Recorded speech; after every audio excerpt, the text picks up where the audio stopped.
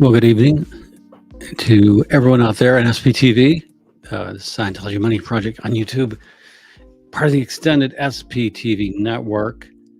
I was just watching Aaron Smith Levin's video on Brian Kent. Boy, that's a story that's going to go blow up, I think. Before I begin talking about Scientology's history of tax exemption, which has some interesting parallels in this emerging story, especially of Scientology getting the lawyers. I had one interaction with Brian Kent I went down to the courtroom for a hearing, and I met Brian in the hallway, and I gave him my card, told him I was a PI, I could help out, and mentioned my blog, told him I thought I saw some of his legal work I read was missing stuff that should. Really, anyone who's been in the church, Sea Org, it seemed like he was missing some stuff. I always wonder about some of his filings. Like I read all the legal filings. I'm not a lawyer, but some of his stuff did seem to me to be unprepared. Could have done a lot better work. In terms of Marcy Hamilton, I've never talked to her. I've called her a couple times, but she doesn't have time of day for me. So, part of this is tribal knowledge is so important. I'm glad the story is getting out through Rabbit, through Aaron. We'll see where this thing goes with Child USA. It bears watching. This is something that's breaking. And this is part of the power of SPTV, to stay on top of breaking news and things like this. And I'm doing some history. I'm doing some history about Scientology and tax exemption, because the goal obviously is to get the IRS to revoke Scientology's tax exemption. Knowing some of the history of how it got tax exemption is important. Knowing some background gives you context about what went on, and that's part of my role, is giving some history, background, context, and talking about what tax exemption is, how Scientology got it, how to some approaches going forward that have not been talked about, but just going back, yesterday I posted on my blog the ruling that Judge Broadbelt issued, the preliminary ruling in the Jane Doe case. That's on my blog. It's now ineffective because David Miscavige used his peremptory challenge under 107 here in California to remove the judge. But because of the federal law with California enhancements, of course, and the judge did cite the federal law in which victims of sexual harassment cannot be forced into binding arbitration. That law came about largely because of Hollywood and Silicon Valley, big, powerful economic drivers in California, using forced arbitration to get out of to force female victims into binding arbitration. And of course, Harvey Weinstein. I mean, I could go down the list of corporations, bad individuals, but especially Scientology using forced arbitration. So, as a matter of public policy or law, President Biden signed the new law into effect, and our governor, Gavin Newsom, our legislature passed, and Governor Newsom signed into law some powerful protections for the victims. And I think it's important to keep in mind the victims, second and third gen, and Aaron raised some good points. And so what I'm going to do, I'm going to give the presentation because there's some background. A couple things I said in my last podcast in part one. Scientology's attitude is fuck you when it comes to the law. It's fuck you. And it plays every game in town. And when you watch what it did in its history of tax exemption, how it got it, and how it's behaving, history always repeats itself. What David Miscavige is doing is something Hubbard did, So I want to welcome everyone. But for the church, they don't need 501c3 status. Church gives automatically. No, that's not correct. You have to apply for 501c3. The way religion works in America, M. McLeese, thank you for being here. A lot of churches do not have 501c3. These are mainly white nationalist Christian, white nationalist Christian identity groups. So these white supremacist groups, Christian nationalists, Caucasians, generally survivalists, they don't want 501c3. You can just say you're a church and you can be tax exempt in America. Now, you don't have the formal recognition of 501c3, but you can get it. But the 501c3 is not an automatic. You have to apply for it. And that's an important distinction. I mean, any of you could start a church and just start a church. In America, you're allowed to just start a church out of your garage. And certainly a church I attended for a long time started in a garage. And of course, Calvary Chapel started in a small church and then went to a tent. 501c3 recognition is important, but some churches feel that it binds you to the government. So that's an interesting point you raise. And that's just a clarification, respectfully. You can look it up. Hey, Fatalistic Bunny. Wow, look at that. You do look fatalistic. That's a great look. Love your thumbnail by Billy Bragg album cover. You get an A for getting the reference, which is apropos to tonight's topic. It is, and you get an A. Hi, Jeffrey and chatters. This is Artsy Tartsy. Hello, Artsy Tartsy. Glad to have you here. As part of I like your logo, SPTV never ends. That is great to have. Correct. They get the benefits of tax exemption. Yes, we agree there. Yeah, you can get the benefits of tax exemption. The 2x2s just have living rooms. Yeah. Acceptable truth. Do you think the 501c3 system will ever get reformed to include about a public benefit test like they have in England? Boy, that's a great question. In America, religion is so powerful that I don't think it will. But I think that if religions were smart, they would see it in their own best interest to withdraw their support for Scientology. I've made the argument that all religions in America, they all hang together or they hang apart. So even though they might differ radically in doctrine, they have a vested interest in protecting each other's tax exemption. But in the case of Scientology and what they do to children and what they've done with forced abortions and the other stuff they've done, I think the churches should send the IRS a message. They don't care if you cut these guys loose, because every once in a while, the crazy and insane cults are bad news for the other religions. Absolutely. And Crazy Man LRH took full advantage. He did. And we're going to go through that. SPTV never ends. That should be you guys should start a political action committee. I like that title, SPTV never ends. I really like it. I have a channel now, Jeffrey, some funny stuff where I had to jump on the wagon because there isn't an org near me to protest. Well, I'm glad you created a channel. If there isn't an org near you to protest, then you just go online. I agree with you, Wayne. I think that they should have shown a public benefit. I agree completely with that. In England, public worship is seen as a public benefit, so the state doesn't have to rule on religious beliefs. However, Scientology was seen as private nature and therefore not helpful to the public. Yeah, and so let's just dive in. I put together a nice slideshow as usual. And what I wanted to start out, I want to remind you all, in 1953, L. Ron Hubbard, Scientology began as a secular psychotherapy franchise business. It was secular in nature.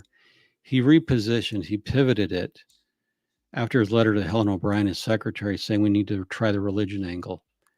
So he ditched Dianetics. He put Dianetics in the back seat. Don Purcell had the rights to it anyway, of the Wichita Foundation. What happened is Hubbard opened up Dianetics in New Jersey, got charged criminally for teaching medicine without a license, operating a medical school without a license, because he was claiming that Dianetics, and this was pre-e-meter, could heal all these diseases. And he went bankrupt, left the state. They dropped the charges. New Jersey dropped the charges against Hubbard if he would agree to leave the state.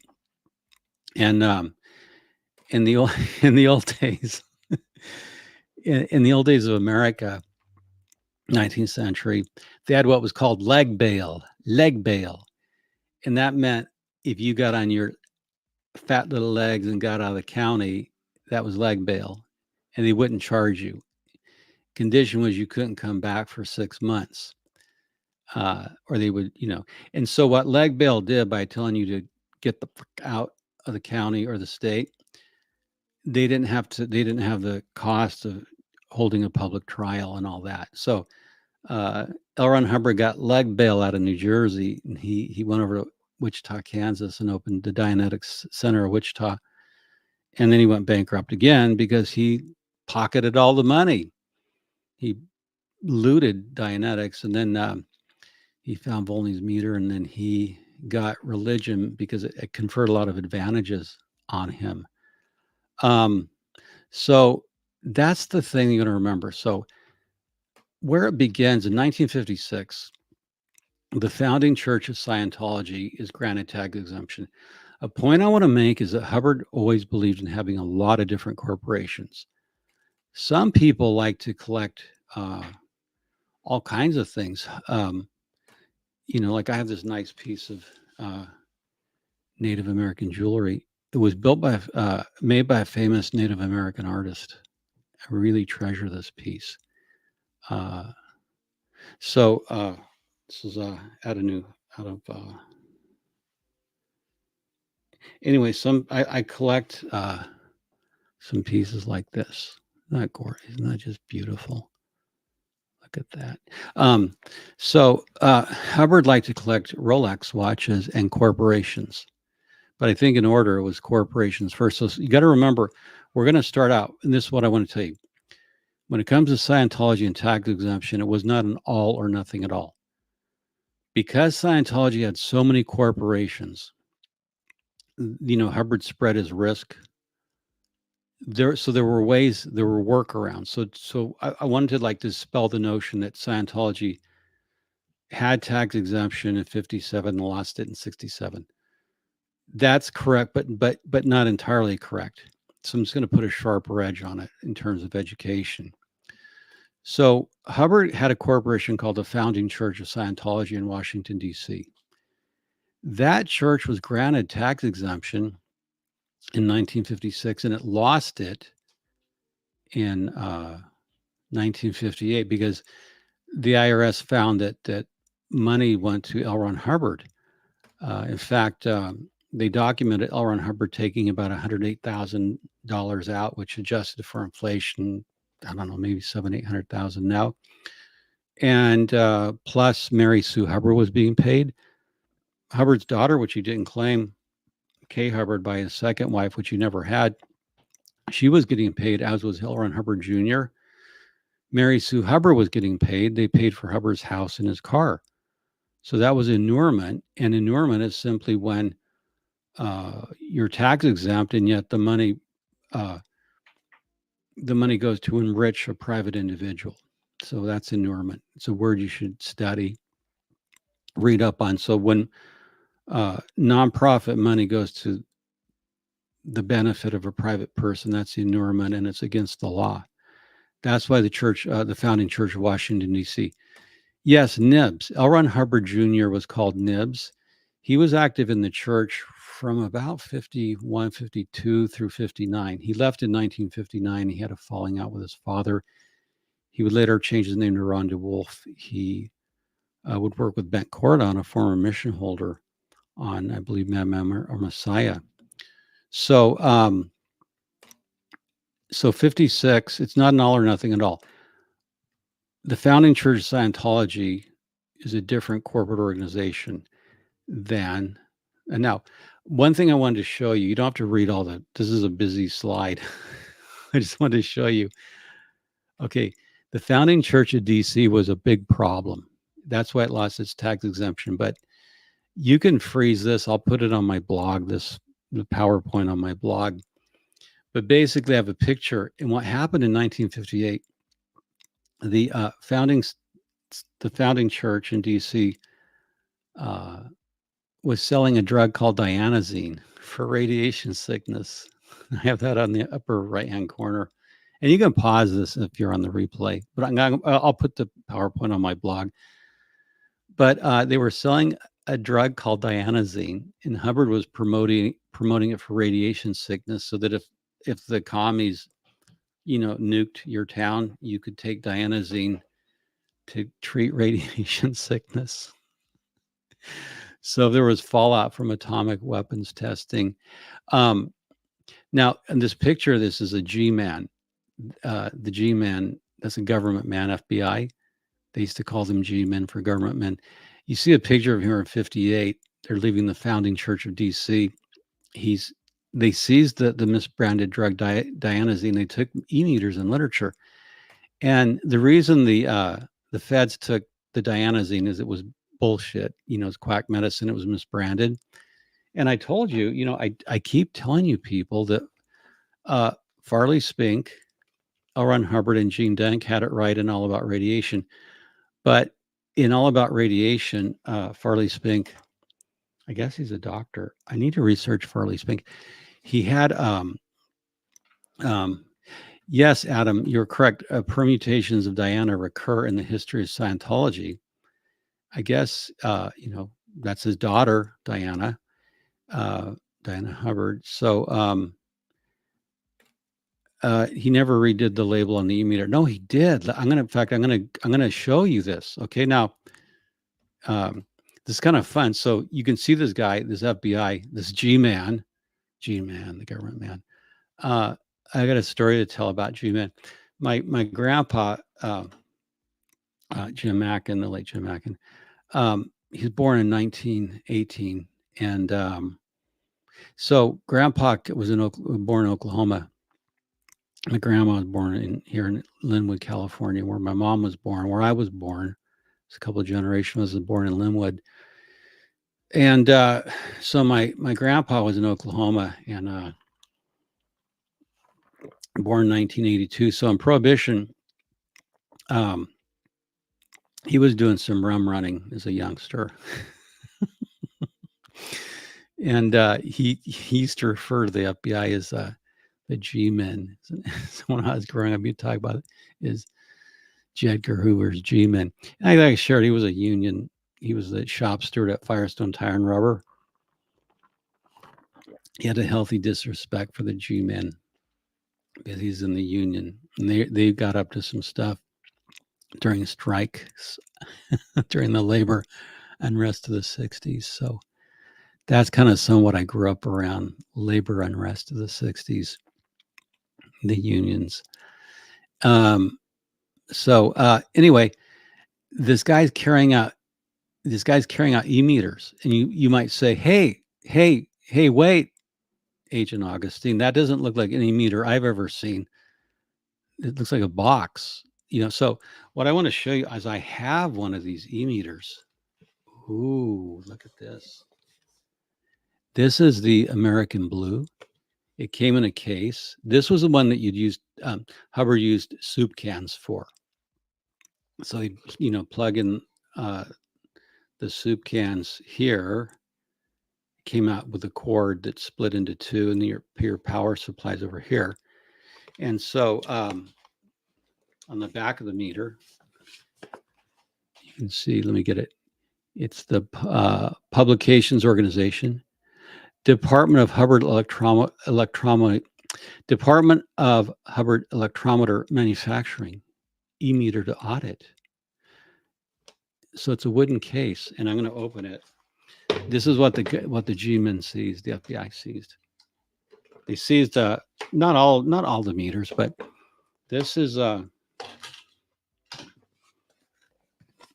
called the American Blue e-meter. So this was the early one, and Hubbard made claims for it that by using this, and this is a real nice piece. It, by the way, it had on the top of the box, it had some resistors, and you could use those when you, let me see if I can get that in focus. You would use those to calibrate the meter when you needed some new resistors. So it came with some spare resistors, and you know, I've opened it up and looked at it as a you know, an engineering type. It's kind of a piece of crap. But so that's the, and look at that, an official oh wait, it's upside HCO Hubbard Communications Office. So this was the after Hubbard quit using Bowling Matheson's e-meter, which was 120 volt and had vacuum tubes. This was a more modern, you know, 1958 era design, thereabouts. So it just has, you know, you can turn it on and off. This one still works. I did some fixing on it, some soldering, and got some parts. Anyway, so there you go. That's what an early e-meter looks like. And then what happened, and this is part of their battle with the government, the IRS, the FDA. The Food and Drug Administration raided and took these Mark V's. And there was a court case, Scientology sued, and that court case went on and on and on. And, you know, the court, if you read the bottom paragraph, the court said the devices, the e-meters, were misbranded by false claims that they effectively treated some 70% of all physical and mental illness. All physical and mental illness. So that's why the government stepped in and sued. Now I have in my collection of e-meters. Hold on, let me get it. This is a the Mark VI. It's an older one. I put them in these suitcases. Hold on, I gotta pull out the suitcase. Quick, get the e-meter. There's trouble. Tom Cruise needs a session. He's inturbulated. No, see, look at this thing. Okay, so this is this stuff I bought off eBay. Okay, so this is the now this is the Mark VI e-meter, and it's the more familiar one. It's not the modern. After the 6, they had the Mark 6, Mark 7, then the Quantum. Now they have the spaceship Quantum Mark 8 or whatever. This is the more design you're familiar with. Okay, that's the design you're familiar with. But what happened is the court ordered them. Let me turn around. The court ordered Scientology to put a label on there that says, in and of itself, look at this, Bridge Publications Incorporated. It basically, the statement, you can't read it, but it says, you know, in and of itself. I'm going to actually read this statement that these are put on e-meters now after the court, the Scientology agreed. It says, by itself, the e-meter does nothing. Well, that's true. By itself, the e-meter does nothing. It is solely for the guide of ministers of the church for confessionals and pastoral counseling. They don't mention psych checks. The electrometer is not medically or scientifically useful for the diagnosis, treatment, or something of any disease, or the prevention of any diseases. So it can't diagnose or treat or prevent any diseases. It is not medically or scientifically capable of doing any improving the health or uh, or bodily function of anything or anyone. So basically, this is just a spiritual device. It's so that's what happened early on. So founding Church of Scientology in DC is a different corporation. It gets raided, and all the Dianazine gets taken. So if there's a nuclear fallout, you're in trouble. And hang on, these are the big clunky cases. E-meters always come in these big clunky cases, and in them they have instructions. They'll also have the cans and the cables to hook it up. Now, what's interesting, just as an aside, when you're auditing, when you're being audited by an auditor, you hold the cans like that. But when you solo audit, that is, you're by yourself. These are electrically isolated. You hold it like that. So when you're auditing your BTs, you hold one can in your hands and you read the meter and work the meter, and then you take down your session notes. And then when you're on the level, on the levels being part 2, OT7, you send in your session notes to flag. So that's solo auditing BTs. That's the configuration. When you're being audited or you're sec checking, you're holding them like that. Sec checking, the auditor will say, I'm not auditing you. When you're being audited for spiritual reasons, they'll say, this is the session. So anyway, so now you know, just so you know, so I can make you never ends better. Solo auditing, the cans are held in one hand. There you go. Yes, OT levels, you hold both cans, but they're electrically isolated. And if you need to, you can put your emergency scotch into it. That's what I think David Miscavige would say, is how the hell do you pour the scotch into this? Anyway, so you can hide emergency scotch in there. You get caught and get in trouble, but that's how I think. Okay, so enough of that. Wait, Acceptable Truth asks, wait. Okay, I'm waiting. If it's a spiritual device, does that mean when the FDA forced them to put the label on it, they made a ruling based on religious belief? No. What happened, Scientology was saying that the e-meter could treat diseases. So Judge Gazelle, the federal court judge, said, no, you have to label it saying that it doesn't do anything, that it's not efficacious for the treatment. So they weren't ruling on a religious belief. They were making Scientology say that it didn't do anything. It was for spiritual use only. That would prevent Scientology from making false and deceptive claims. So Judge Gazelle, I think, made a very good ruling. So OT levels, you hold one. Yes. You mean Ron? Well, I'm not sure I understand. It's not exactly true. It puts yes, it puts low level DC current. The IAS needs a similar statement on its website. The IAS does nothing. It doesn't do.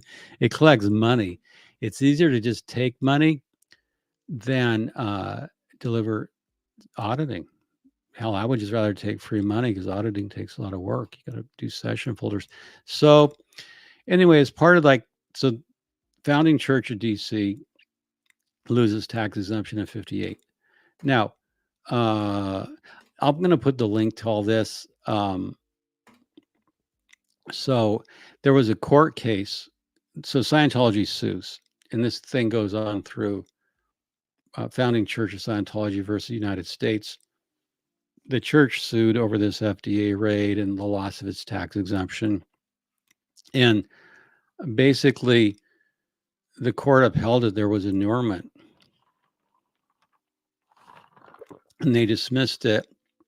And the government, the IRS, was allowed to collect taxes in the amount of 3.2 million, $3,200, 5,300, and so on. So that case, my point here in this is that the church sued over it, over losing tax exemption, and that went on for 10 years from the time they lost tax exemption. So there's a long history of the IRS and Scientology going back and forth, decades and decades.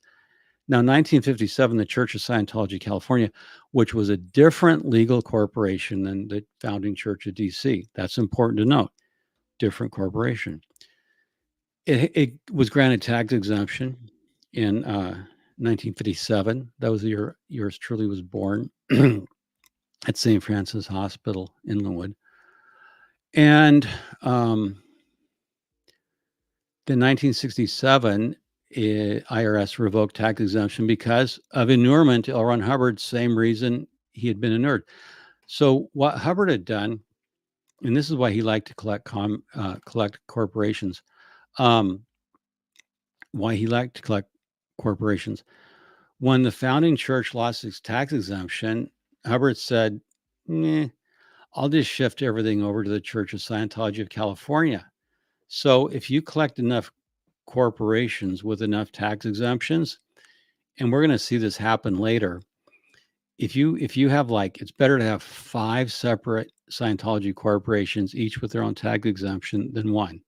Because if the one goes down, you lose tax exemption. But if you have 5 and you lose one, you still have 4.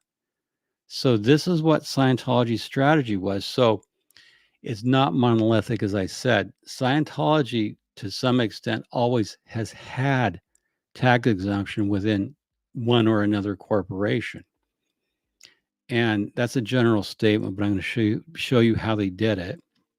And even when they weren't tax exempt, they still acted like they were. So you guys are having an OT conversation. Yeah, I love seeing this going on. You guys can, like, listen to this on the replay and chat, and then I'll read your comments later.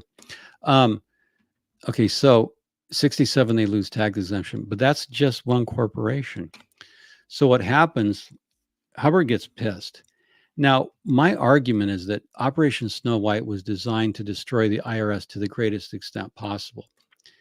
And if you really understand the lawsuits, the loss of tax exemption, and the money Scientology had to pay and the protests it put up, instead of filing tax returns as a corporation, it filed 990s. So even though Scientology lost tax exemption, it continued to file documents as if it were a tax exempt organization, and it did not file income tax returns for Church of Scientology California.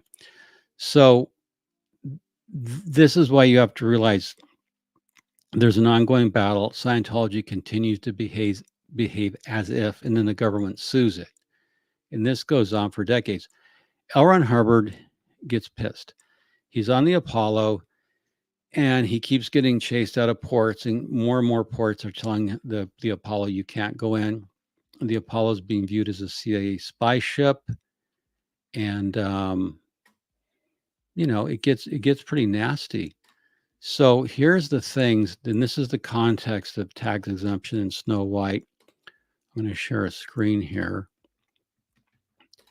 This is you can go and see the CIA files. They're online, and the CIA released a lot of its files on Scientology. And this is so part of what the CIA collected. Oh, I do have Acrobat. I don't want to sign in. Scientology flagship, shrouded in mystery. Vessel was focus of mutual suspicion between church and government. This particular thing has some really nasty stuff in it between the American consul and the Apollo threatening each other, and it gets pretty nasty. Basically, the church alleged that the Vice Consul Galbraith, U.S. Vice Consul, had threatened the Apollo by saying he could get the ship sunk by the CIA or have it sabotaged by getting a couple bottles of Coca-Cola into the engine, or even better, commercial diamond dust. But on the other hand, they claim that the church threatened to blackmail the father of Susan Meister, who died in an apparent suicide aboard the Apollo. So if you want to Google it, I just want to bring this to your attention. You can get the CIA files online about what was going on with the church. So Hubbard's not having a good time with the U.S. government. They raided him. The FDA raided him on his e-meters, took away his dianazine, took away his tax exemption. So I'm looking at Snow White. If you really read its principal mechanism, was to destroy the IRS. Hubbard said we can destroy them. And that's largely why. I mean, there were some other secondary goals, but Scientology was really out to destroy the IRS and its officials and its reputation and everything else. And that's important to understand. So these are some, I got this right off of Wikipedia. They do a great job. A lot of the people on Wiki have added to the knowledge of Scientology and tag exemption. After the FBI raided Scientology, look at some of these operations. They were, look at this, Operation Search and Destroy, Operation Random Harvest. So they wanted to infiltrate the IRS. Look at that fourth operation, Operation Juicy Clanger. Targeted tax records of prominent politicians and celebrities. So they actually got into the LA office and they stole confidential tax files from our then governor, Jerry Brown, Mayor Tom Bradley, Frank Sinatra, Doris Day, John Wayne's tax records. And they wanted to blackmail the IRS. They had Project Horn to release stolen documents. They wanted to spy on IRS officials. They wanted to document criminal activity on the part of the IRS. So Project Beetle Cleanup called for theft of all DC IRS files. Down toward the bottom, second from the bottom, Project Beetle Cleanup called for the theft of all DC, that's District of Columbia, Washington, DC, IRS files on LRH, Scientology, etc., and that were in the intelligence section. Now, that's part of the IRS, and then the Office of International Operations, SSS, Special Services Staff. One thing that Scientology had going for it that Hubbard could play to, it was revealed that the Special Services, this SSS, this was called Special Services Staff, right around 1968, when Church of Scientology of California lost its tax exemption, the IRS was running a probably illegal campaign called the SSS. And again, that's Special Services Staff. They were collecting tax information, and they had IRS agents infiltrating Students for Democratic Society, the Black Panthers, and a lot of other what the U.S. government deemed dissident groups. I know I grew up in that period, and I remember all the campus protests across colleges across America protesting the Vietnam War, and that horrifically the Kent State shootings where the National Guardsmen opened fire on students, and that's, if that happened now, but that actually happened. National Guardsmen, the United States National Guardsmen opened fire on American college students in open protest. It was criminal. But, so yeah, there's COINTELPRO.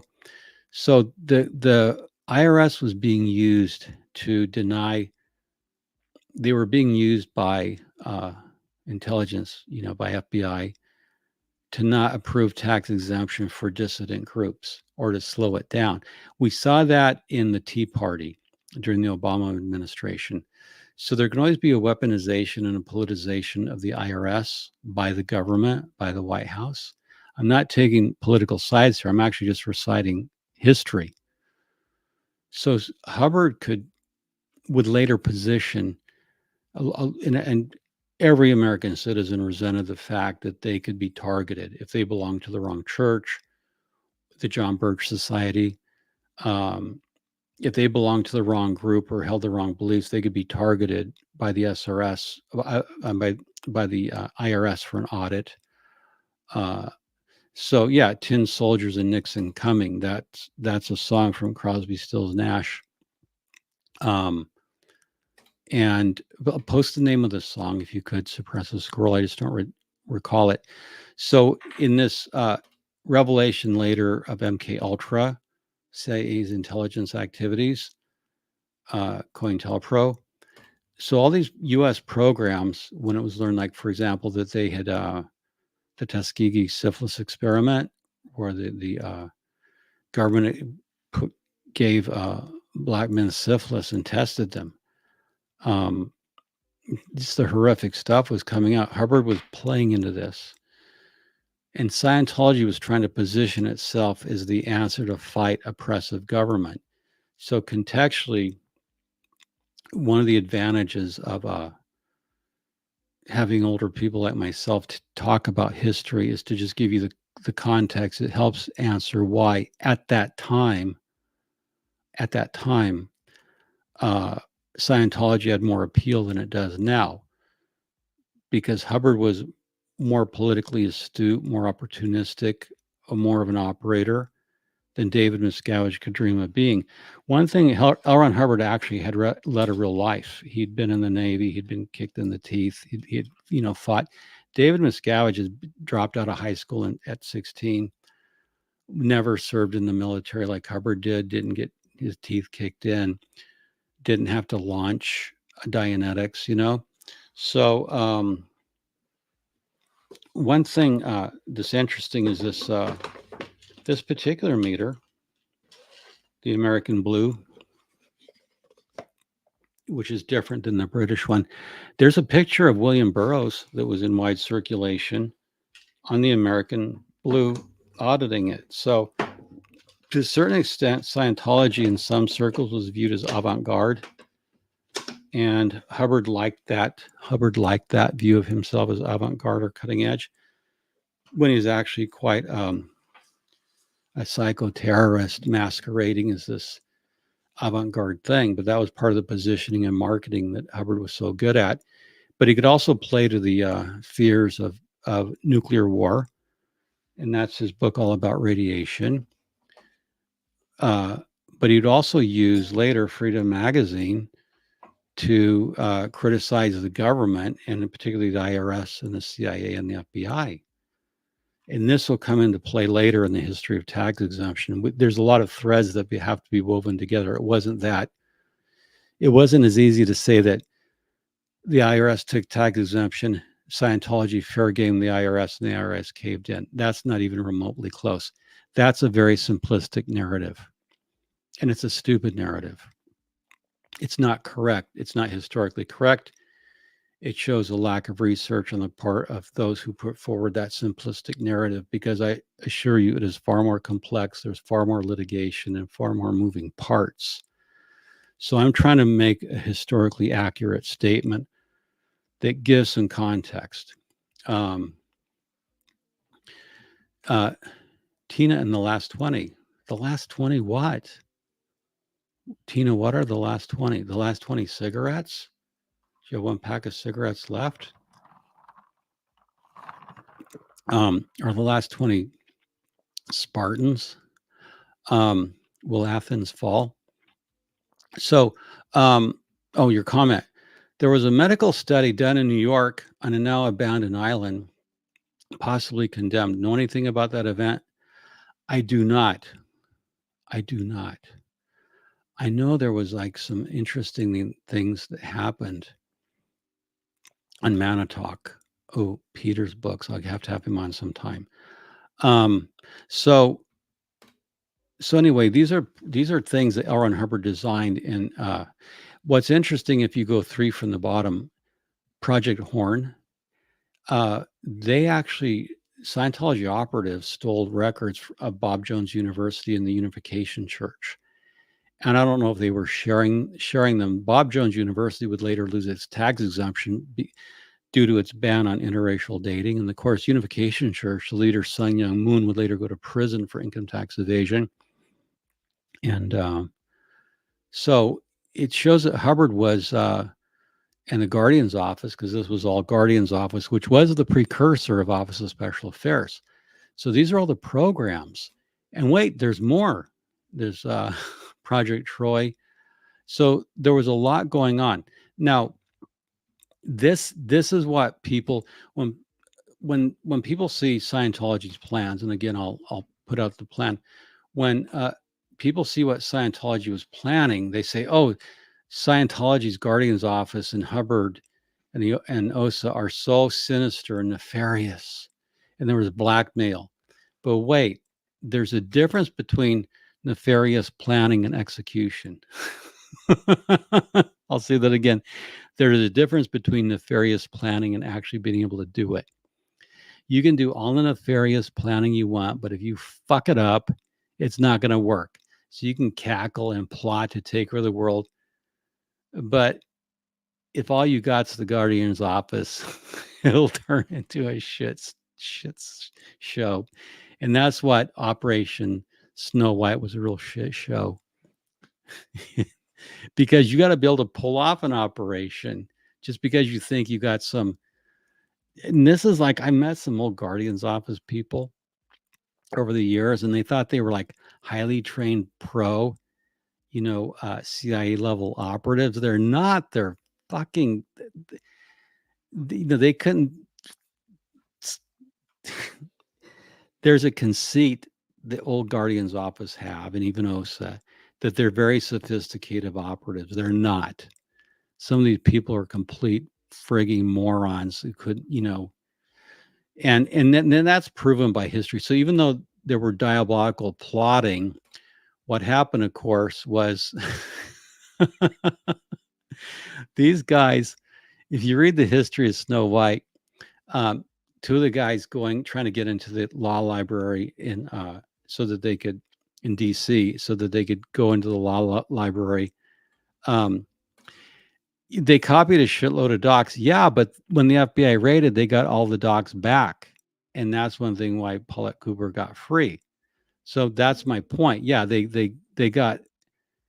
stole the documents, but then because they couldn't get a fake ID right, and they blew it at the library, they got arrested. They didn't kill Michael Meisner. He went to the bowling alley in the middle of the night. He escaped. So yeah, they did like get part of the documents, but then they got caught, and it made international news.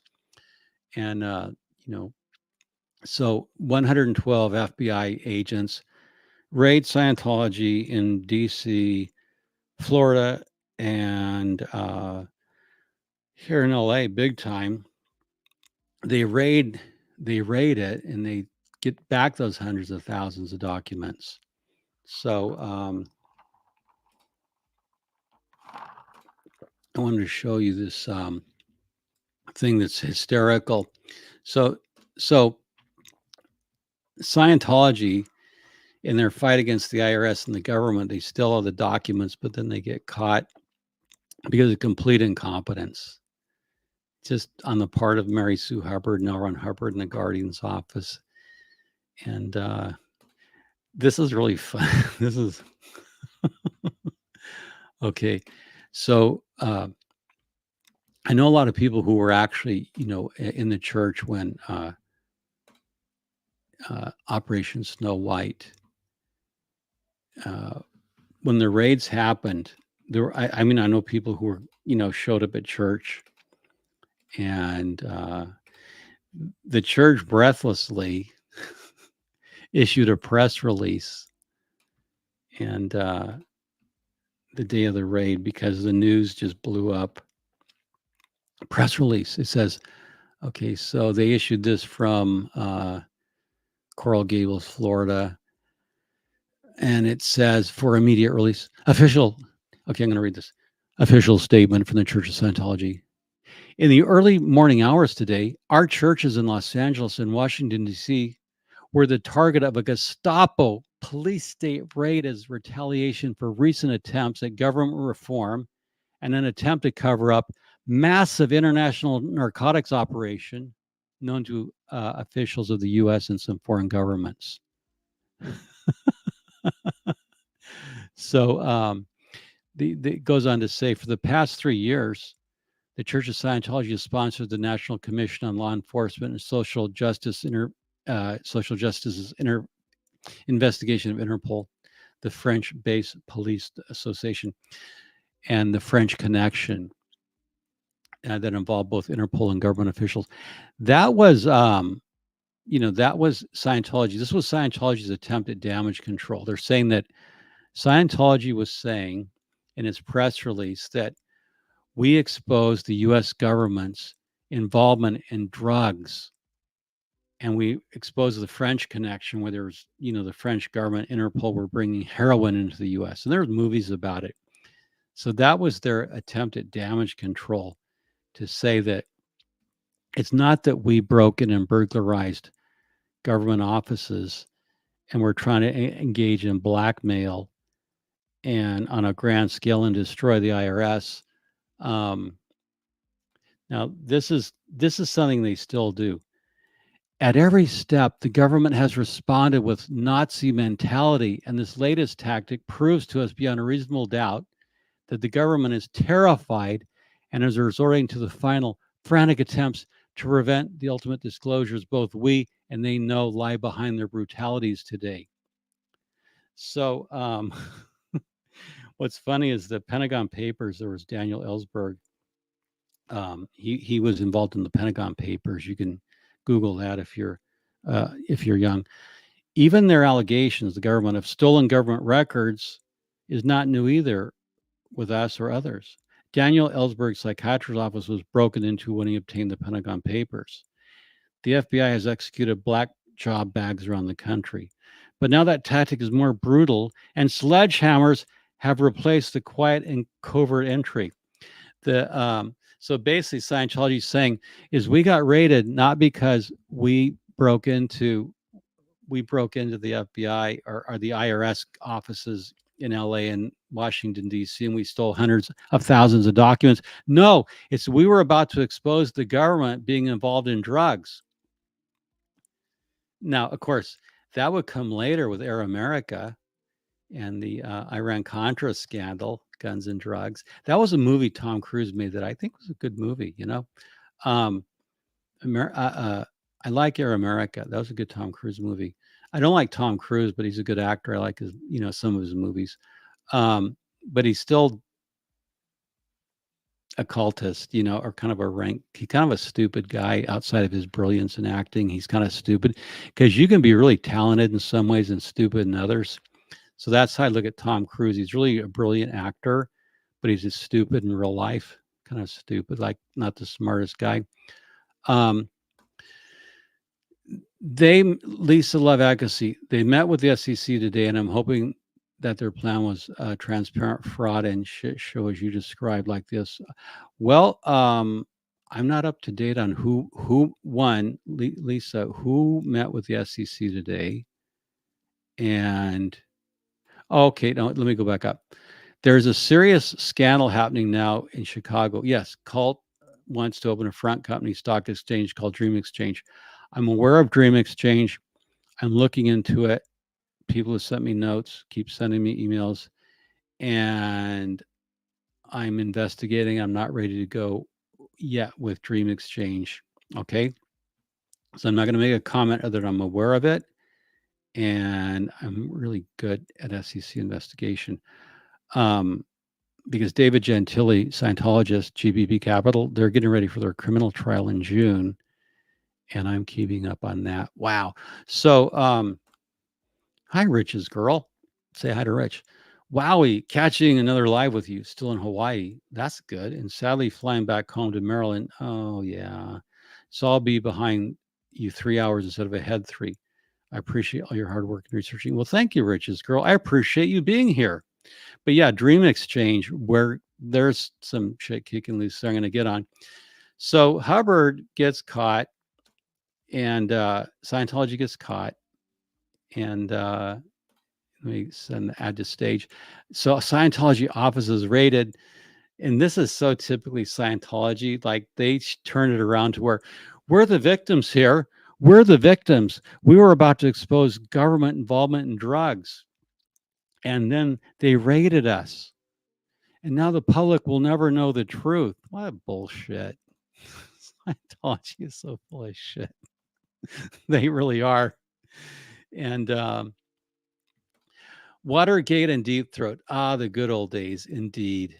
The good old days, indeed. French Connection, classic film. And Church of Scientology said all this pre-CIA Latin America.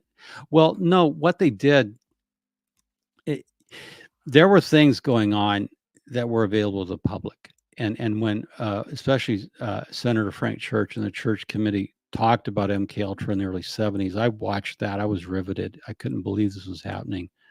I would not want up to anything nefarious and have Agent Augustine on my tail. Nope.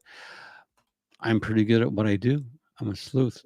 And I also wonder why, no, I'm not going to say that. Someone should have hired me and didn't. I'll just say that. They would have been better off if they hired me. Now, the result of all this clever, nefarious planning, and see, this is the point I want to make. This is Mary Sue Hubbard. After she was convicted, she's getting in her car and she's off to prison. L. Ron Hubbard dumped his wife. L. Ron Hubbard let his wife go to prison to take the fall for him, you know? What kind of man does that?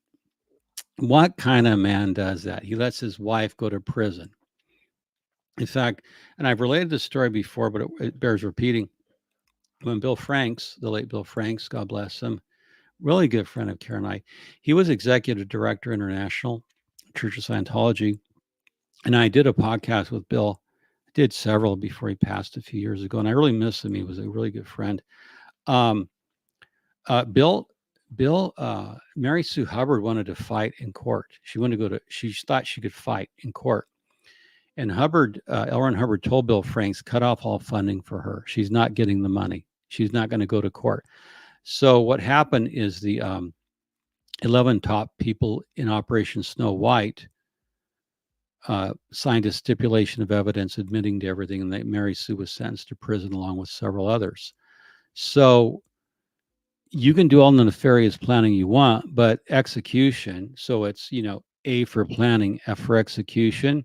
And the reason it's F for execution is the head plotter, L. Ron Hubbard, is an unindicted co-conspirator, and his wife gets sent to prison in front of God and the whole world. And that's a picture of her from the Washington Post. So yeah, Mary Sue was not spared. And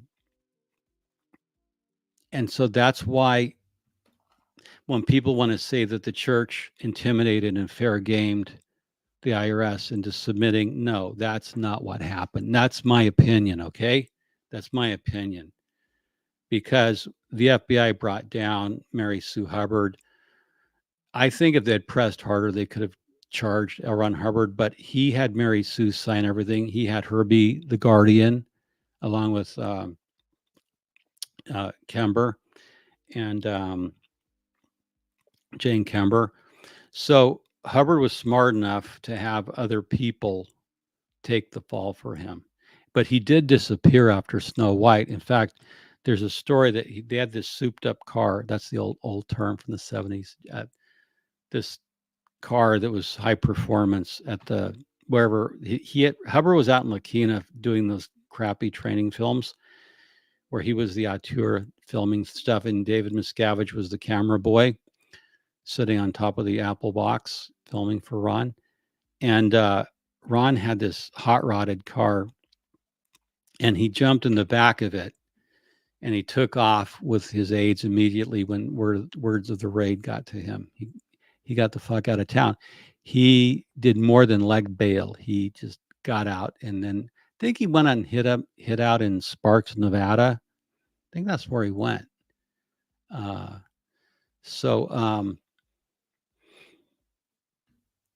Anyway, so yeah, just the fact that you make plans, well, it all fell apart. So that's not too sinister.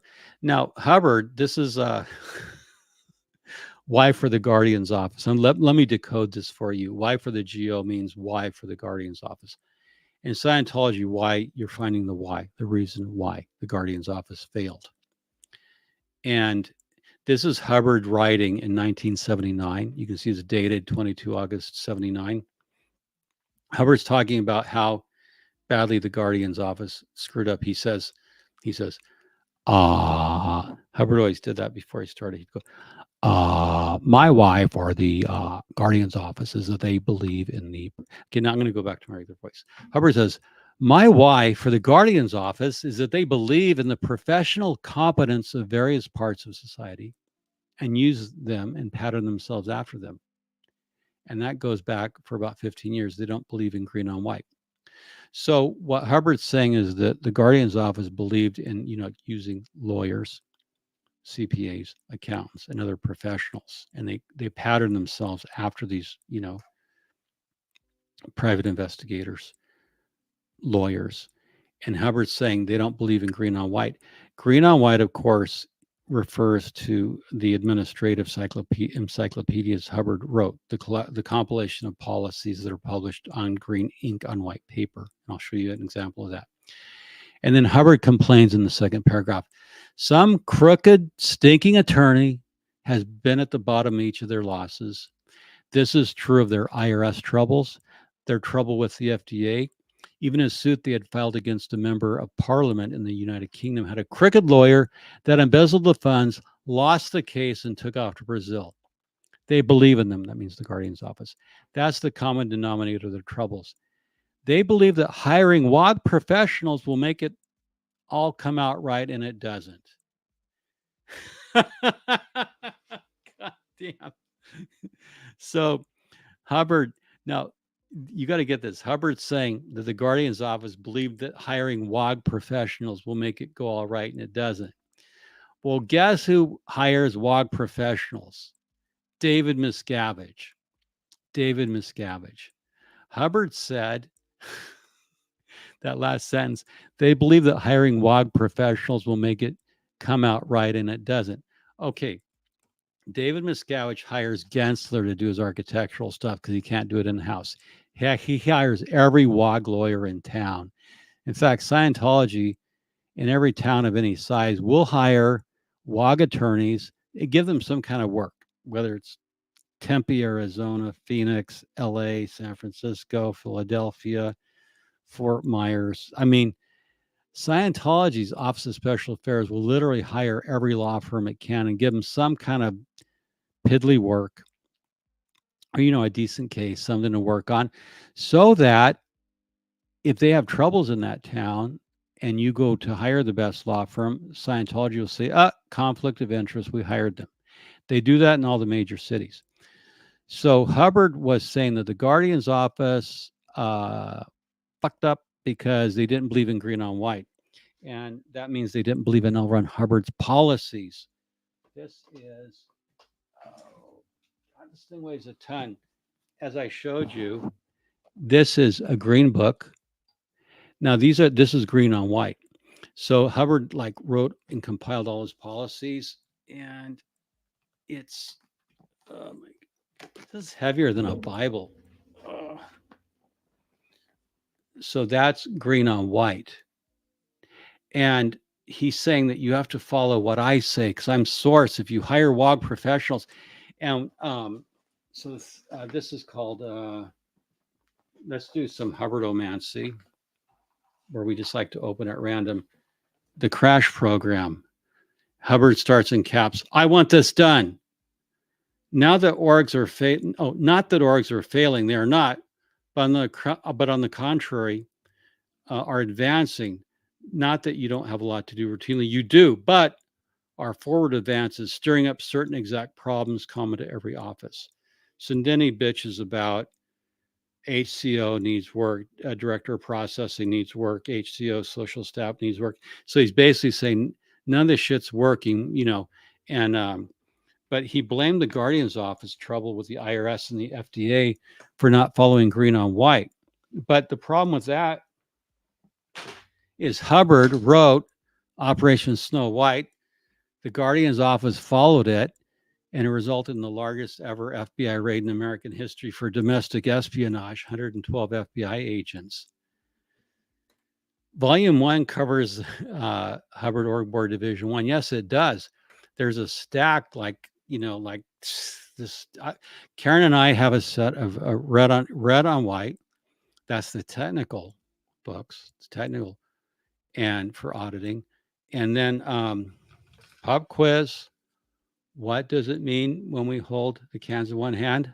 Answers. Come on. This is a pop quiz. What does it mean? What are we doing in Scientology when we're handing both of the cans of the e-meter in one hand? Answers. Come on. Pop quiz. Solo. Thank you. Patrick Mod A. Patrick.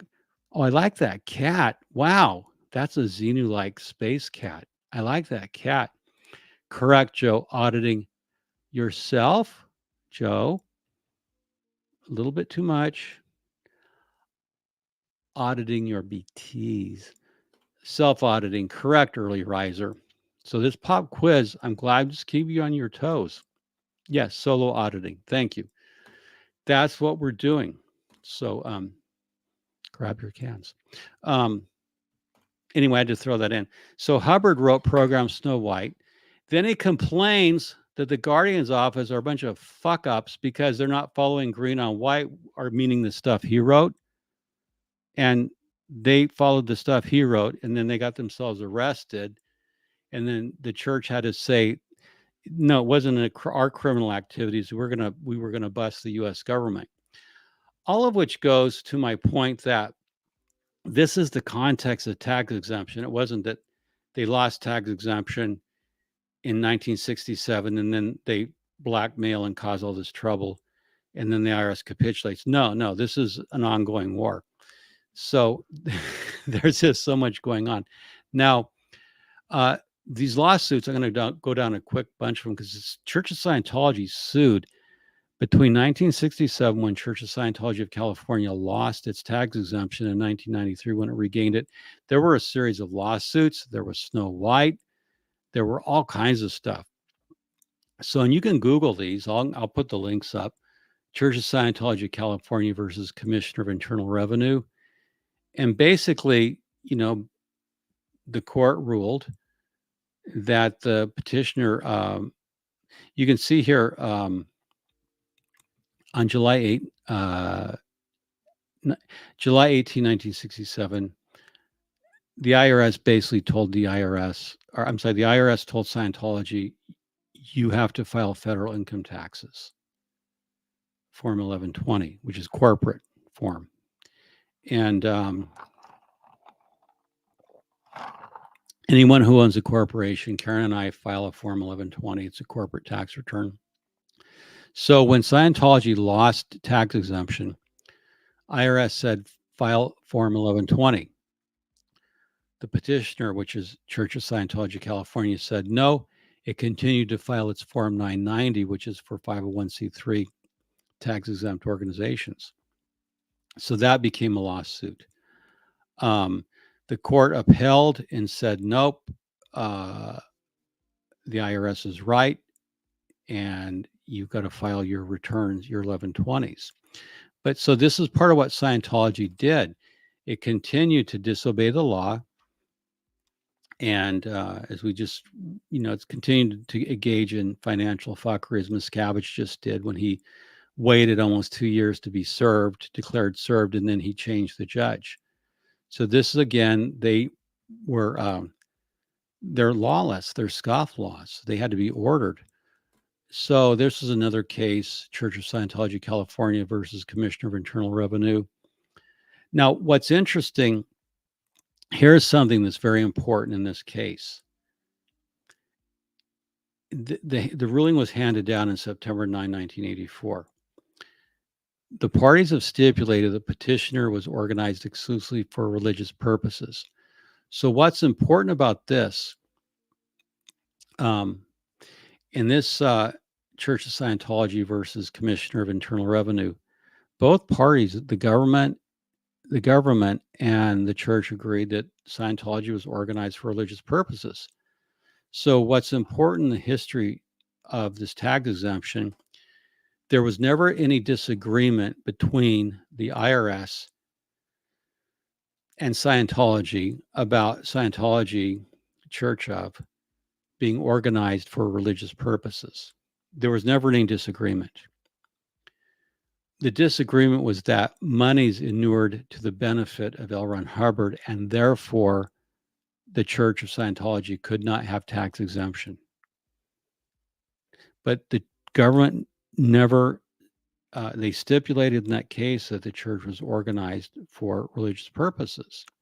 They just weren't entitled to, because you can't have it both ways. You can't say I'm religious and I want to, and I want all the money to inure to my benefit. You can't have it. You can't have it both. If you're going to be tax exempt, you don't get to, we've got a suspicious person, an SP.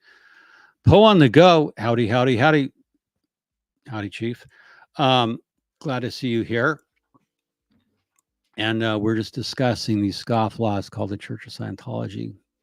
Book 'em, Dado. Oh, boy, wouldn't you love to be the guy? Wouldn't you love to be the guy who puts handcuffs on Miscavige? And then would you have to use children's handcuffs, or how? Like when you got a little tiny guy like that, Poe, are there like special tiny little dwarf handcuffs? How do you handcuff like a?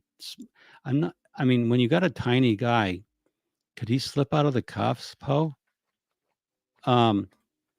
Hey Jeff, working on the laser and listening.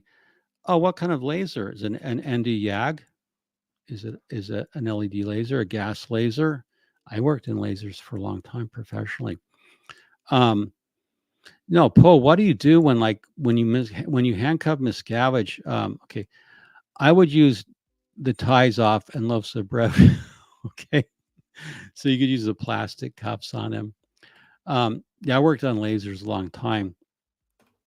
My CNC laser engraver. Yep, love lasers. I sold ND YAG, the flash lamps that went into stenciling lasers that were used for Harley Davidson, even water bottles, everything. If you ever see any kind of bottles, you'll see stenciling lasers. Put in all the serial numbers. So I love lasers. Having worked on them, the lasers have one wavelength, and that's what makes a laser. They're monochromatic, one color only. And Einstein predicted them, I think it's 1918.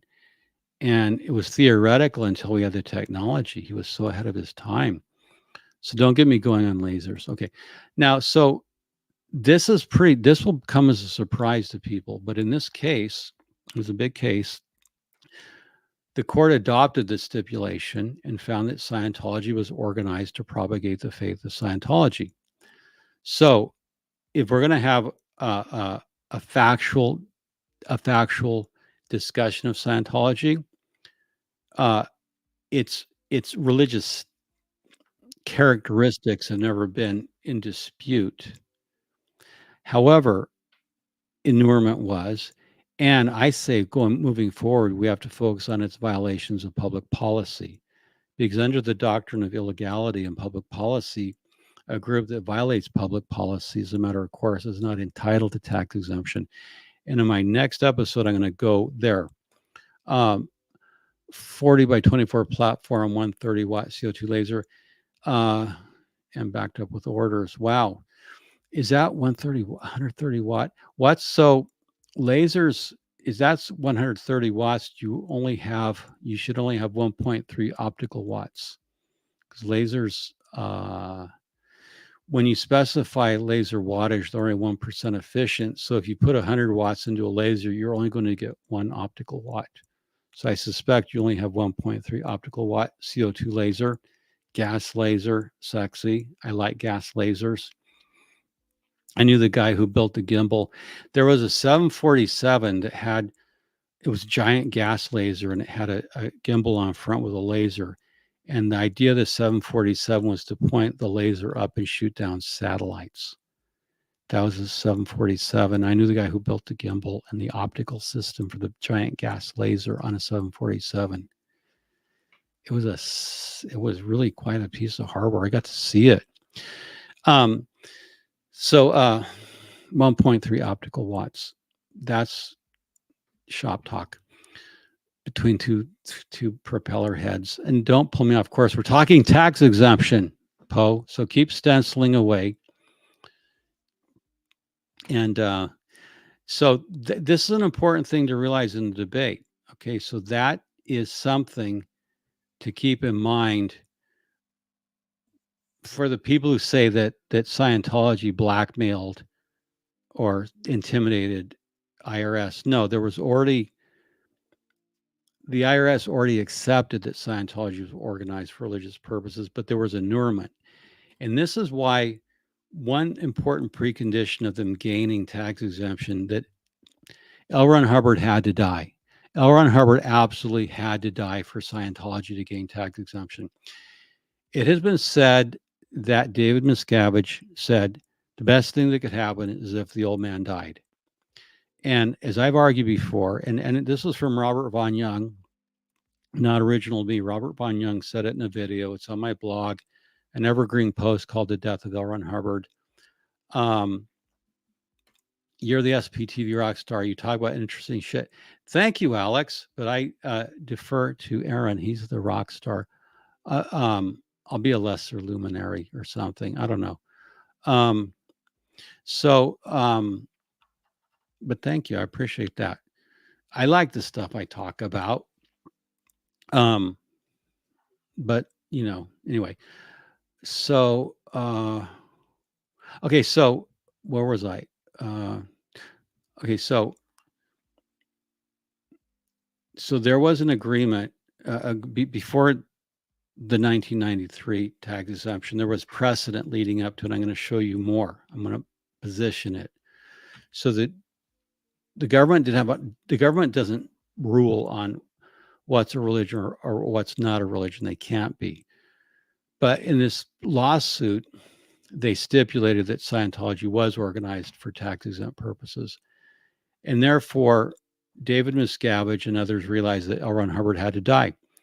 That's why, and I support what Robert Von Young said, is that they killed L. Ron Hubbard. L. Ron Hubbard was murdered. And the way he was murdered was negligent homicide. And Poe, if you're listening, follow me here. You have L. Ron Hubbard up at a ranch, okay? And I'm asking you as a cop question. So, okay, let me set this up for you, Poe. 74-year-old man. He has a stroke. Instead of calling an ambulance, and Hubbard at this point is worth $400 million. Instead of calling an ambulance and getting him to a hospital, or even better, calling in a medevac helicopter and transporting him down, 45 minutes to Santa Barbara or 90 minutes to UCLA and getting him life-saving care, they leave him in his Bluebird motorhome and they inject him with a psychiatric drug, Vistarel, to shut him the fuck up. He has another stroke.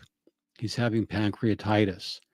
The day before he dies, when he's on a psychiatric drug, Vistarel, that they've been injecting him with, and he's had 2 strokes, they get him to sign papers changing his will that takes everything away from his family, because by all rights, Mary Sue Hubbard and her kids own that.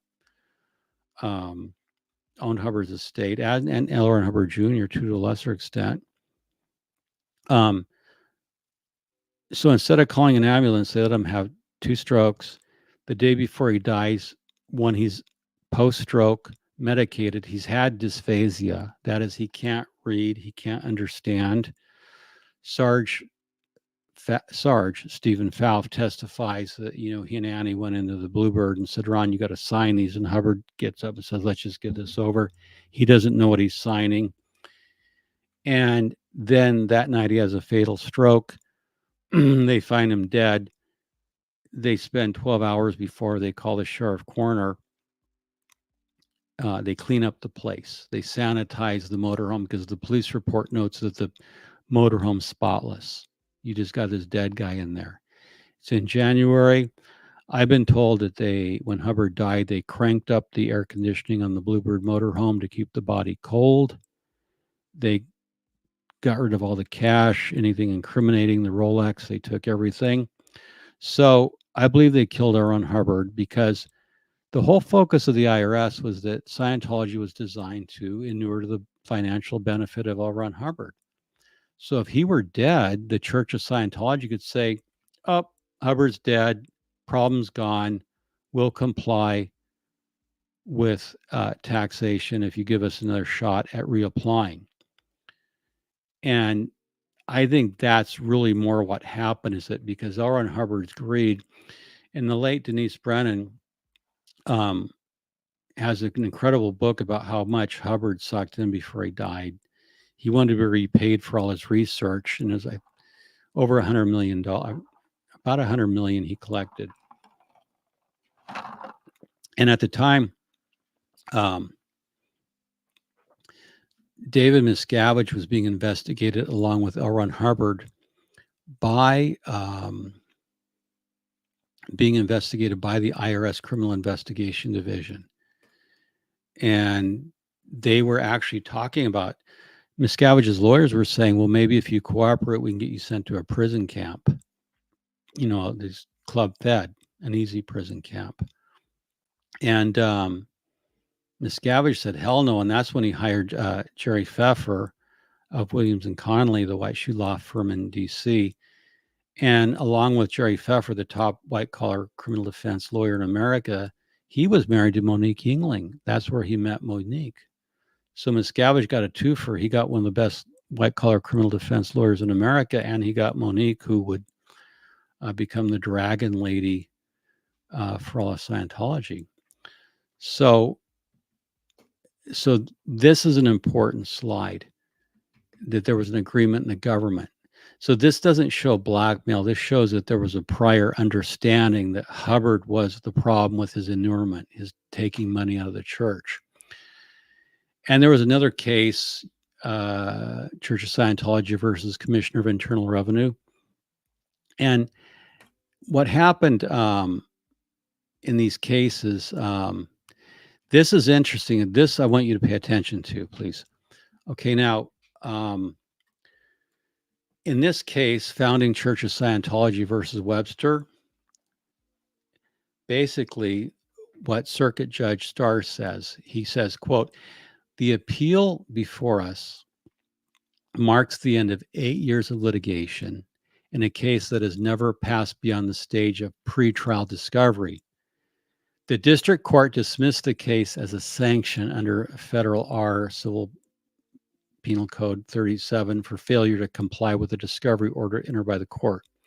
Specifically, L. Ron Hubbard, the founder of the Church of Scientology, failed to appear for a court-ordered deposition to inquire into his status as managing agent of that organization. We are satisfied that the district court acted lawfully within its authority and sound discretion. We therefore affirm. So what happened is, in this Founding Church of Scientology versus Webster, L. Ron Hubbard was ordered to appear for deposition. He said, fuck you, no. And this pre-trial, it never even went to court. Pre-trial lasted 8 years. Hubbard refused to appear for deposition. And so as a sanction, the court dismissed the case that Scientology had brought. So thank you, Suppressive Scroll. Federal Rules of Civil Procedure. Yes, I had that. Federal Rules of Civil Procedure 37. Thank you for the clarification. I appreciate that.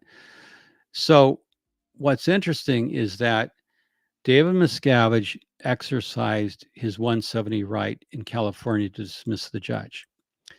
In an earlier case, L. Ron Hubbard basically said, fuck you, I'm not showing up for your deposition. He allowed the case to go on 8 years through game playing. And of course, by the time it was dismissed, Hubbard had died, or been killed rather, been murdered through negligent homicide. And David Miscavige could do that in the Jane Doe case. He could just say, he could either pay the case off, settle before it goes to court, before he goes to deposition. And I think that's what will happen, is I think Miscavige so does not want to go into deposition that he'll pay this case off.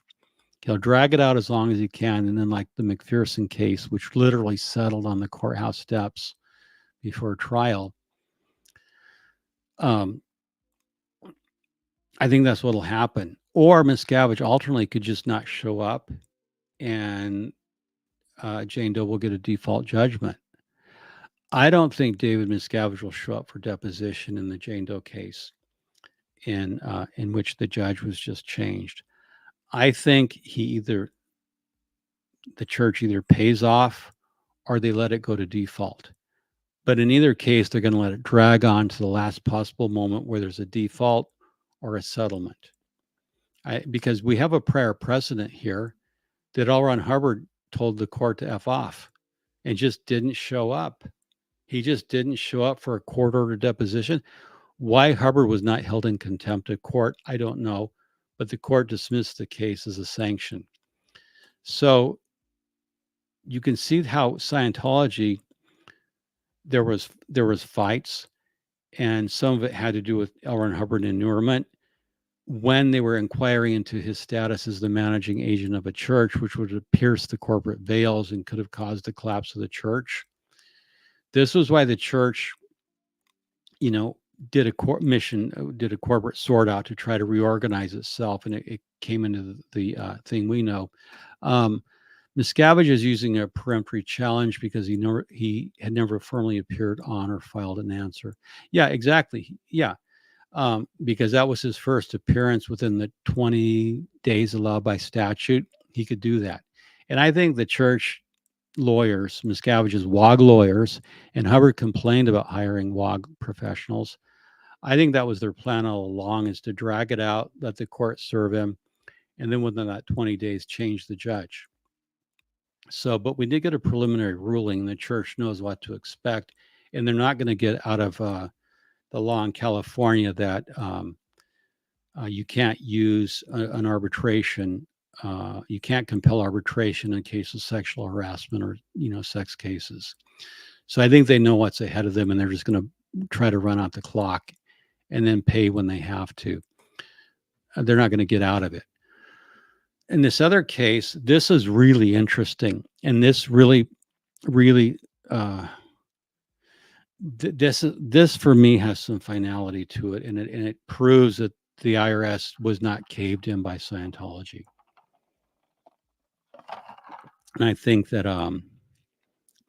Douglas Franz missed this. I think Tony Ortega misses it. And I like Tony, his reporting and coverage. This case, U.S. versus Church of Scientology, Western U.S. This is, if you don't know this case, then you don't know the history of tax exemption. If I can be Tom Cruise-like, and forgive me, but couldn't resist. No, you don't know the history of tax exemption. I do. I would never go so far as to say that. It's just funny. But basically, the Church of Scientology of the Western United States began life as the Church of Scientology of San Diego, and it was a separate corporation, separate religious corporation. This is why I emphasized the point earlier that Hubbard liked to have a lot of corporations. Okay, so Church of Scientology, Western U.S., also known as CS-WUS, was granted tax exempt status in 1980. So here we have something definitive. We had a Scientology religious corporation that had tax exemption in 1980. At the time, it was known as the Church of Scientology of San Diego and was one of several entities subordinate to the former umbrella organization of Scientology, the Church of Scientology California, okay? The IRS alleges that following the 1984 decision of the tax court to deny tax exempt status to the so-called Mother Church or Church of Scientology California, many of the functions and operating units of that umbrella organization were moved into the Church of Scientology of San Diego, which ultimately became Church of Scientology Western U.S. So the IRS then turned its attention to determine whether, Church of Scientology Western U.S. was tax exempt. So what happened, you had Hawaii, Church of Scientology Hawaii, the IRS audited, which I believe was tax exempt. But the Church of Scientology of the Western U.S. was tax exempt in 1980. So just as Hubbard, when he lost tax exemption for the founding church in D.C., shifted to the Church of Scientology of California as his lifeboat, when the Church of Scientology of California lost its tax exemption, it could shift a lot of functions into the Church of Scientology of San Diego, which became Church of Scientology Western U.S. So if you can follow that, if you can daisy chain religious corporations for Scientology, like I said, you lose DC, you still have 4 left. You lose CSC, you still have 3 left. You can put everything into the Western US. So by daisy chaining corporations, in 1980, part of Scientology, and this is why I say it's not monolithic, there's not one Church of Scientology. It's always been many different corporations. Some of them from the period 67 when CSC lost exemption to 93 when CSI gains an umbrella exemption, some of them had tax exemption. And that's important to know. Fatalistic bunny. Aaron can be the rock star. Good, let him, because I got to tell you, you get a lot of arrows in the back being Aaron. Agent Augustine, the professor. I'll take that. Professor, like on Gilligan's Island. No, Aaron, you get prominence. You get a lot of arrows in the back, as you've seen. A lot of slings and arrows of outrageous fortune. And I just don't have Aaron's talent anyway. So, and I have talent in different ways, I guess. That's what I had a Sunday school teacher. And she used to say, she was so sweet when I was a kid.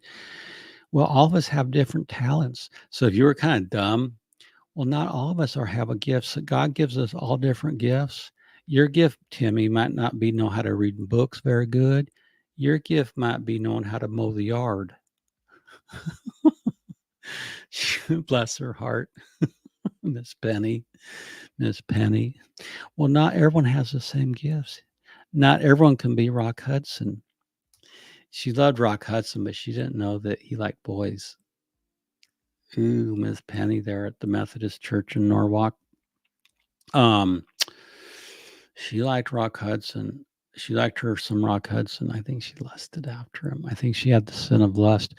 But she said everyone had their own gifts. So everyone has their own gifts. I have my own gifts, and they're different from other people's gifts. And I have my own problems. I turned out whip smart. Well, I had to survive. And it's not due to Scientology. I didn't increase my IQ that way. It's called book learning. The penny never dropped for Miss Penny. No, and she never got to meet Rock Hudson and fall in love with him. And she would have been disappointed. The Rock Hudson was a very handsome, charming man. You remind me, oh no, Nora. I like Nora. She's very analytical. Yeah, her analysis, she's razor sharp. Boy, can she eviscerate people. It's impressive. That's why SPTV is so interesting. We okay, so there you have a church of Scientology in 1980.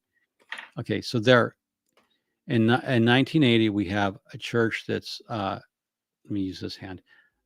We have one church that's tax exempt because there's not one Church of Scientology. That's what the people with the simplistic version miss. So Hubbard can shift a lot of the functions of CSC into Western US.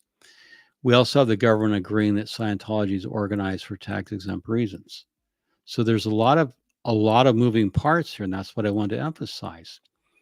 And this is why the positioning Hubbard has to die is the ultimate answer, because inurement's the real problem. There's a secondary set of problems that grew out of Snow White that we're going to get to episode 3, because Scientology is still going to give the IRS hell. These are the front groups: American Citizens for Honesty in Government, CATS, Citizens for an Alternative Tax System.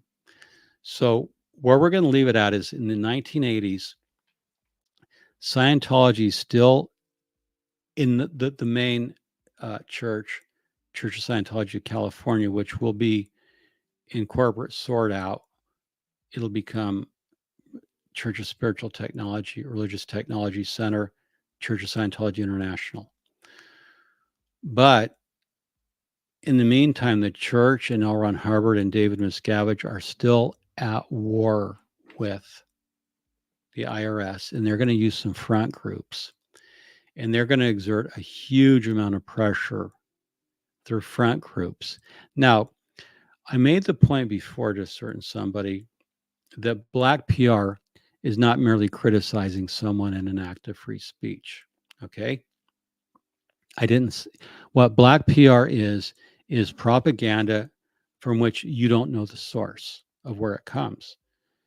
And I used the example that imagine a TV commercial. It's like, America's children need help. Our roads need repair. We need jobs. We need to improve our economy. We need to improve our healthcare system. Why are we funding yet another war that we have no investment in Ukraine? Spend the money at home for the children, for our seniors, for our infrastructure, for our jobs. America first. Now, to people, that will appeal a lot to a lot of people, that message. They don't want to spend money, billions of dollars in Ukraine fighting a war they don't understand. But that commercial is funded by the Kremlin. And these people, these Americans, don't know it. It's funded by the Kremlin, and it's designed to erode political support for the war in Ukraine. I'm not being political. I'm just showing you that you can have a very patriotic America First sounding commercial if you live here in America, but you don't know it's designed by the Kremlin and funded by a Kremlin group, that it's ultimately the money moves through a circuitous route through the Cayman Islands into Miami, New York, wherever. And it funds a front group staffed by Americans, some of whom don't know the money ultimately comes from the Kremlin, and it's designed to erode financial support for the war effort by the Ukrainians against the Russians. That's black propaganda. In the same way, in the 1980s, the Church of Scientology wanted tax exemption, and not just for the money. The biggest misunderstanding, the Church of Scientology, yes, it doesn't want to pay taxes. But that's not the main reason I suggest that it wanted tax exemption. It wants it for the First Amendment protections provided by religions. It wants it so it could engage in child labor, do horrendous stuff to children, engage in forced abortions, not be sued, not be questioned by the government, because the government cannot interfere with a religion. I argue that the tax exemption, while not paying taxes is good, it was secondary to what Scientology really wants, because it's a criminal psychoterrorist organization masquerading as a religion. That religious protection gives it a huge amount of protection against lawsuits, criminal prosecutions, and so many other things. So in the third section, and I think that'll conclude it, because we're going to get to the end game. The third section is the end game, where they're going to use front groups, black propaganda, and they're going to use a pressure campaign against the IRS that plays into the zeitgeist of that period of time, where the IRS did some shit that was really bad, that was very unpopular. And there really was, the IRS behaved in some really awful ways, disgraceful ways. So there's this context I wanted to add. So that's basically it on part two. And for our dogs, yes, let's keep our dogs safe. Why are we engaging in foreign adventurism when our dogs need our help here in America? They need treats. They need grooming. I like dogs. Cycling for 10 seconds. Are you cycling on your meds? Are you cycling like medically or just on a cycle? I wonder, I wasn't understood. So what about the hundreds of public lawsuits against the IRS? Well, there's actually 20, I think 2,500 lawsuits. To get ahead of things, they're meaningless. In my opinion, they're meaningless because it was a simple matter. The U.S. government was not compelled to, the IRS, they weren't compelled to fight 2,500 individual lawsuits. They would have rolled them up into one class action lawsuit, a class, and they would have went in, and based on Hernandez versus Commissioner, they would have got them dismissed. So the 2,500 lawsuits, they were symbolic on the part of the church. They were cookie cutter. The government would have consolidated that into one. That would have been an easy motion to get them consolidated into one and get the question answered, because Hernandez versus Commissioner had already said that CST wasn't entitled to it. The church didn't have tax exemption. There was a quid pro quo argument. And I think the real reason that Scientology got tax exemption didn't have to do with any intimidation on Scientology's part. It had to do with something else that the IRS and the American government itself wanted. So the American government itself had a vested interest in giving Scientology tax exemption. And I'm going to explain that something else in the final part of this series, because the American government wanted something. Because I got to tell you that, and it wasn't $1 billion. Scientology did not owe the government $1 billion. That was David Miscavige bullshit. I've crunched numbers. Maybe it was 300 million, maybe 400. Wasn't $1 billion. That was pure David Miscavige bullshit. He can produce the documents if he wants to prove it, but that $1 billion was bullshit. And they had the money. So there's something else. I'm going to leave you in mystery. I'm going to leave you with a mystery about it. There is an excellent show to demonstrate Cult of Scientology pattern of deceptive practice. I'm sending a link with the transcript to the SEC investigator so they can understand who they're dealing with. Thank you. Well, send me the link. I want to know about it. Live was halted with a cycling. Oh, we lost 10 seconds of what you said. Oh, so yeah, it was the internet's some kind. I'm sorry. I didn't see a screen freeze on my side. I apologize. It's just this internet thing. Well, at least it's better than a Tesla truck. God, have you read about that Tesla trucks? You can't. I just read something today that if you put a Tesla truck through a car wash, it could cause permanent damage to the truck, and you're supposed to put your Tesla truck in a car wash mode. These Tesla trucks, it's like Scientology is like the Tesla truck of cults. In fact, they had to recall 4,000 of the Tesla trucks. Wouldn't it be funny if Tom Cruise and David Miscavige were in a Tesla truck and then it seized up when they're driving through the car wash and they were locked in and it welded it shut? So anyway, so the story that David Miscavige said was all lies. Oh yes, Patrick Mod. We're going to show how David Miscavige's speech was a litany of bullshit. A little part of it was accurate, but most of it was designed to convince the cult members that he was the right and true faithful heir of L. Ron Hubbard. When he in fact, David Miscavige had staged a palace coup, but getting tax exemption sort of cemented him as the legitimate heir of L. Ron Hubbard. So that's part of what tax exemption was on David Miscavige's side. He had to say there was $1 billion we couldn't pay. The government could have taken all of our technology and we wouldn't have it. But I stepped in and fought and saved the day. And I'm the legitimate heir of L. Ron Hubbard. Then Miscavige turns in the War is Over speech and he salutes L. Ron Hubbard's picture, and he goes, "Done, sir. Done, sir." So with that, done, sir. And I can call ladies out there, sir, because in Scientology, you're called sir anyway. Joe, thanks for spending your time and resources to dig into this and sharing it freely with the world. We appreciate your efforts. Well, thank you. That's very kind. I appreciate that, Joe. I do this as a public service.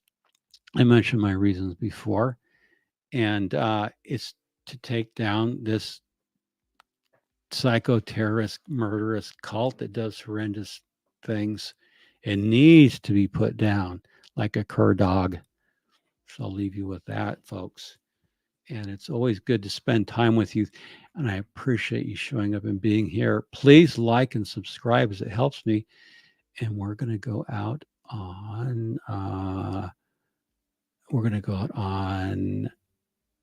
some nice music, and I'm trying to figure out what picture I'm going to show. I put up some new art, and oh gosh, there's so much nice stuff. We'll end with a real graphic thing of what I think about Scientology as the beast.